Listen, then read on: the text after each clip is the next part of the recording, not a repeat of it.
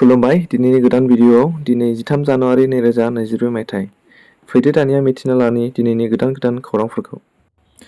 क'क्राझाराव बोखांनो मोननाय जादों गोथै देहा। बे खेबाव सासे आइजोनि गोथै देहाखौ बोखांनो हादों क'क्राझाराव। क'क्राझारनि मलानदबिनि दरदरिया दैसायाव बोखांनो हादों सासे आइजोनि गोथै देहाखौ। नायबिजिरना मोननाय बादिब्ला आइजोखौ सोरबा दुथाङा बुथारना फोजोंना गालांदों बे दैसायाव।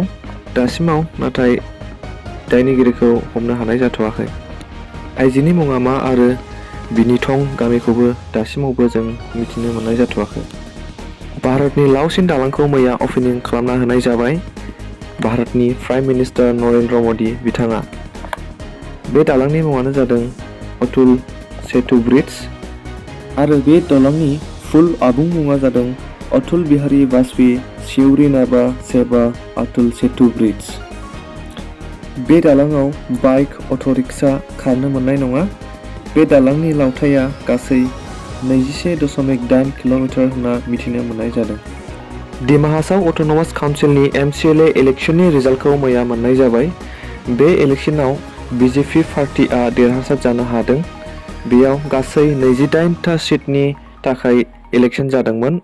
बेनिनो मादाव BJP पार्टिआ 25टा सिटआव देरहासार जानो हादों। बेनिनो मोनथाम सिटखौ इन्डिपेन्डेन्ट पार्टिआ देरहासार जानो हादों। Dima Hasao autonomous council regional पार्टिआ गासैबो जेनजोबनायखौ नुनो मोन्दों। नंखाय डकुमेन्ट्स दिन्थिनानै साख्रि मोननाय फोरोंगिरिनिसिम दुखुनांथाव खौरां। गासै 382 फोरोंगिरिफोरखौ साख्रिनिफ्राय बोखारनाय जाबाय।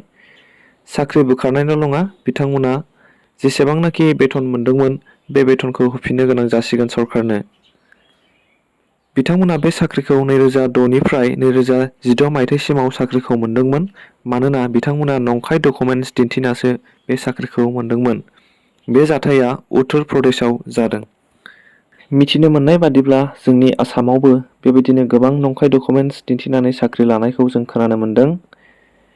बेनि सायाव आसाम सरकारा नायबिजिरनाय लाबोगोन नामा बेखौ उननि समावसो जों मिथिसिगोन। दिनैनि खौरांफोरा एसेनोसै। नोंथांमोना भिडिअखौ मोजां मोनदोंब्ला लाइक, शेयार एन्ड साबस्क्राइब खालामनानै होदो। गोजोन्थों।